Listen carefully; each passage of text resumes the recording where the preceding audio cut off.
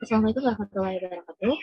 Selamat malam dan selamat sejahtera untuk kita semua. Sebelumnya terima kasih kepada teman-teman yang telah hadir ke ruang Zoom pada malam hari ini untuk melakukan kegiatan debat mengenai golongan darah O dan AB. Debat ini dilakukan oleh kelompok 1 mengenai dua jenis golongan darah, yaitu golongan darah O dan golongan darah AB. Kegiatan ini dilakukan untuk memenuhi tugas mata kuliah fisiologi yang diampu oleh dosen Pak Patria Harwanto, Askep MK. Sebelumnya, saya akan memperkenalkan anggota dari kelompok 1, yaitu yang pertama saya sendiri, Nanda Rontika sebagai moderator, kemudian Elska Puspita sebagai fasilitator, lalu ada kedua tim lagi, yaitu tim pro yang terdiri dari Ain Majela, Zulita Utami, Azhara Adelia Putri, dan Putri Febiana. Yang kedua yaitu tim kontra, Diantira Medania, Teresi Oktaviani, Sinaga, dan Muhammad Diorama, Fitra Nurfadila. Sebelumnya saya akan menjelaskan mengenai darah. Apa itu darah? Darah merupakan cairan tubuh yang berwarna merah dan terdapat di dalam sistem peredaran darah tertutup, dan sangat penting untuk kelangsungan hidup manusia. Darah berfungsi memasukkan oksigen dan bahan makanan ke seluruh tubuh, serta mengandung karbon dioksida dan metabolit dari jaringan. Mengetahui golongan darah seseorang sangat penting diketahui untuk kepentingan medis, yaitu salah satunya transfusi darah. Golongan darah O adalah golongan darah yang tidak memiliki antigen A ataupun B, tapi memiliki antibodi dan B, antibodi A dan B dalam plasma. Selanjutnya yaitu golongan darah AB, ya golongan darah yang memiliki antigen A dan B pada sel darah merah tetapi tidak memiliki antibodi A maupun B di dalam plasma. Selanjutnya kita memasuki pertanyaan seputar golongan darah O. Pernyataan seputar golongan darah O, yaitu yang pertama, benarkah orang dengan golongan darah O lebih jarang sakit? Kepada tim pro, saya persilakan untuk mengajukan pendapatnya. Izin menanggapi moderator. Menurut dokter spesialis penyakit dalam konsultan hematologi onkologi Dr. Kospiadi Irawan, SPPDKOM mengatakan bahwa orang bergolongan darah O jarang mengalami sakit berdasarkan observasi di sejumlah bidang, salah satunya dari kasus-kasus COVID-19. Hal ini muncul dari hasil observasi pada pandemi COVID-19 di mana golongan darah A dan AB lebih tinggi derajat beratnya penyakit dan kemungkinan pemakaian ventilator mekanik dibandingkan golongan darah O dan B, kata Dr. Kospiadi. Baik, terima kasih kepada Indonesia atas pendapatnya. Selanjutnya kepada tim kontra, saya persilakan mengajukan pendapatnya. Baik, saya Dika Nurfadila dari tim kontra. Saya izin menyampaikan pendapat saya bahwa saya kurang setuju dengan pernyataan yang mengatakan bahwa golongan darah O lebih jarang terkena penyakit. Malah justru orang yang golongan darah O itu lebih beresiko terkena penyakit tukak lambung yang disebabkan oleh bakteri H. pylori dan rentan terhadap infeksi yang disebabkan oleh bakteri maupun virus seperti kolera, gondok, dan tuberkulosis daripada golongan darah yang lainnya. Terima kasih Dika atas pendapatnya. Dapat disimpulkan bahwa dari pernyataan orang dengan golongan darah O lebih jarang sakit itu karena kasus-kasus COVID-19 di mana golongan darah A dan AB lebih tinggi derajat beratnya penyakit dan kemungkinan pemakaian ventilator mekanik dibanding golongan darah O dan B. Kemudian orang dengan golongan darah O justru lebih berisiko dengan penyakit tukak lambung yang disebabkan oleh bakteri H. pylori. Selanjutnya kita ke pernyataan kedua. Dari pernyataan yang kedua, wanita bergolongan darah O rentan mengidap masalah reproduksi. Kepada tim pro, saya persilakan mengajukan pendapatnya. Baik, saya dari tim pro izin menyampaikan argumentasi mengenai pernyataan wanita bergolongan darah O rentan mengidap masalah reproduksi. Menurut saya, pernyataan ini benar adanya karena para peneliti dari Yale University dan Albert Einstein College of Medicine melibatkan sekitar 560 wanita yang rata-rata berusia 35 tahun untuk melakukan terapi kesuburan. Selama penelitian berlangsung, para ahli mengambil sampel darah serta untuk diukur kadar FSH, salah satu hormon reproduksi wanita. Para ahli kesuburan memberikan batasan bahwa wanita dengan kadar FSH yang lebih besar dari 10 dianggap memiliki cadangan ovarium yang kurang atau tidak bagus. Hasilnya, wanita dengan tipe golongan darah O dan B memiliki kadar FSH 2 kali lebih besar daripada wanita dengan golongan darah A atau AB. Ini artinya wanita dengan tipe golongan darah O dan B beresiko 2 kali lebih besar mengalami penurunan cadangan ovarium daripada golongan darah lainnya. Semakin sedikit cadangan ovariumnya, maka jumlah dan kualitas sel telur yang diproduksi akan semakin buruk. Mungkin itu saja argumen yang saya sampaikan. Baik, terima kasih kepada Zahra. Selanjutnya kita ke tim kontra. Saya persilakan menyampaikan pendapatnya. Baiklah, saya dari tim kontra ingin menyanggah. Mengingat golongan darah O adalah yang paling banyak di dunia, terlebih golongan darah masih belum sepenuhnya terbukti dapat mempengaruhi tingkat kesuburan seorang wanita. Lagi pula, penelitian lanjutan untuk memastikan apakah golongan benar-benar berhubungan dengan kesuburan juga masih belum ada hingga saat ini. Terima kasih. Terima kasih Denti atas argumentasinya. Dapat disimpulkan bahwa pernyataan wanita bergolongan darah O rentan mengidap masalah reproduksi karena orang dengan golongan darah tersebut memproduksi sel telur yang lebih rendah dibanding golongan darah lain. Namun hal tersebut belum sepenuhnya terbukti dan perlu penelitian lebih lanjut. Selanjutnya kita ke pernyataan ketiga. Pernyataan ketiga ini, pemilik golongan darah O diklaim tidak mudah mengalami gangguan fungsi otak seperti Alzheimer. Kepada tim pro, saya persilakan menyatakan pendapatnya. Saya selaku tim pro izin berargumentasi.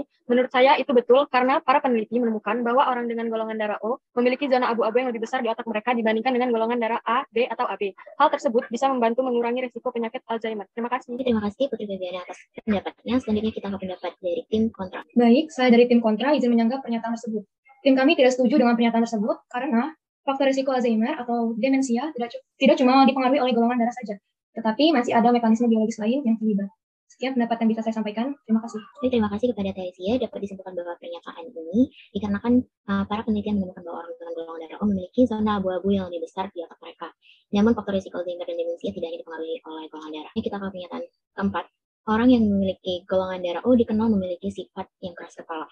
Kepada tim pro, saya persilakan mengajukan argumentasinya. Saya dari tim pro menyatakan meskipun tes kepribadian golongan darah belum memiliki dukungan ilmiah yang kuat, banyak orang, terutama orang Jepang, mengklaim bahwa hal ini adalah benar adanya.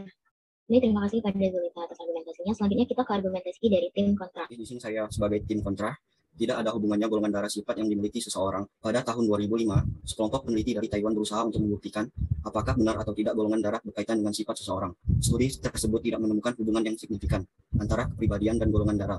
Peneliti berikutnya dilakukan di Jepang pada tahun 2014.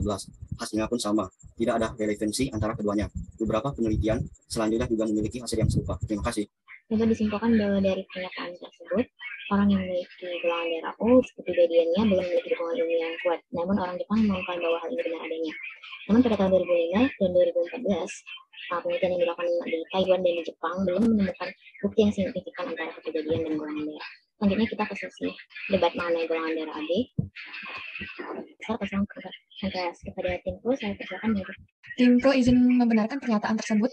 Para peneliti mengungkapkan jika hubungan antara golongan darah dengan resiko terserang kanker atau penyakit kronis lainnya memang ada kaitannya. Dilansir dari Harvard.edu dalam sebuah jurnal of National Cancer Institute, ada kaitannya antara golongan darah dengan peluang seseorang menderita kanker pankreas. Terima kasih kepada argumentasinya. Selanjutnya kita ke tim kontra, saya persilakan mengajukan argumentasinya.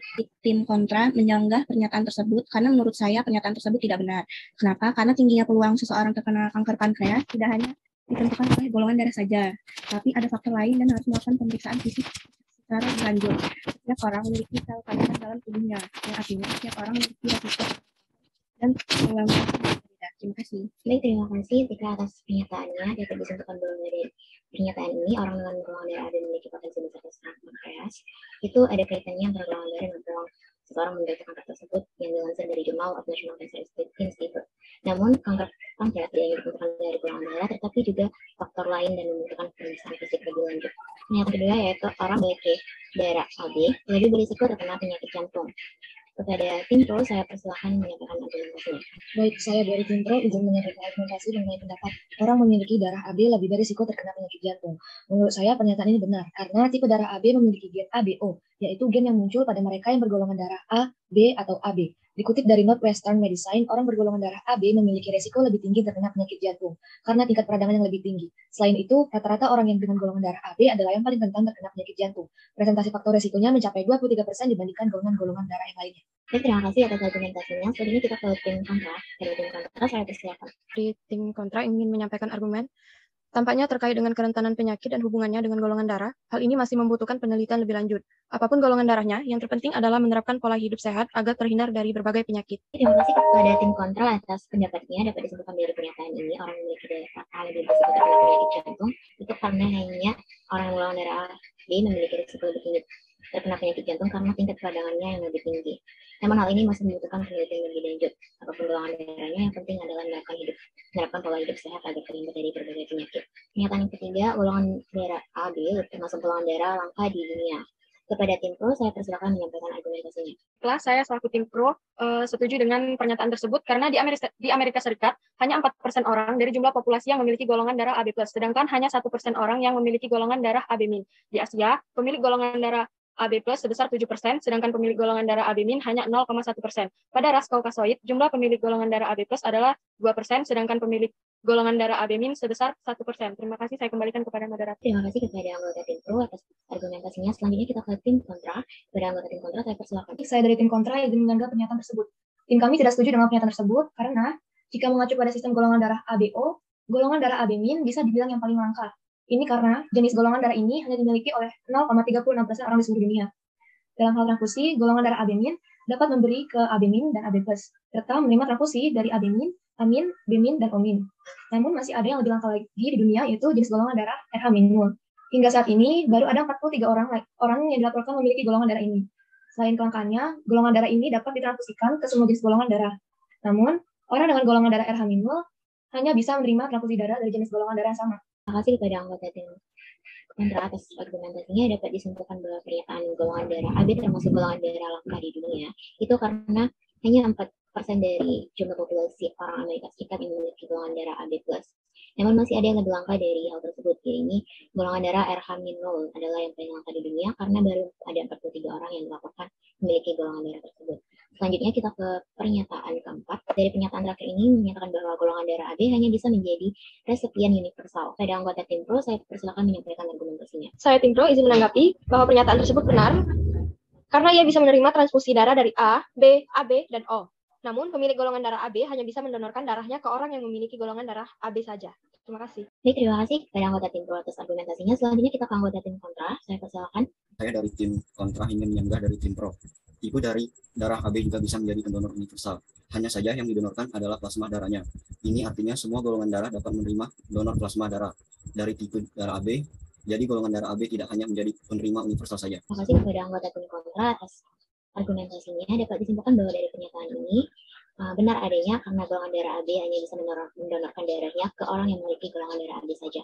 Namun tipe darah AB juga bisa menjadi pendonor universal yang hanya saja didonorkan adalah plasma darahnya. Baik, sekian itu dari kelompok 1 mengenai debat golongan darah O dan AB. Saya tutup sesi debat ini. Terima kasih atas partisipasinya kepada anggota tim pro maupun kontra beserta operator. Saya ucapkan terima kasih. Wassalamualaikum warahmatullahi wabarakatuh.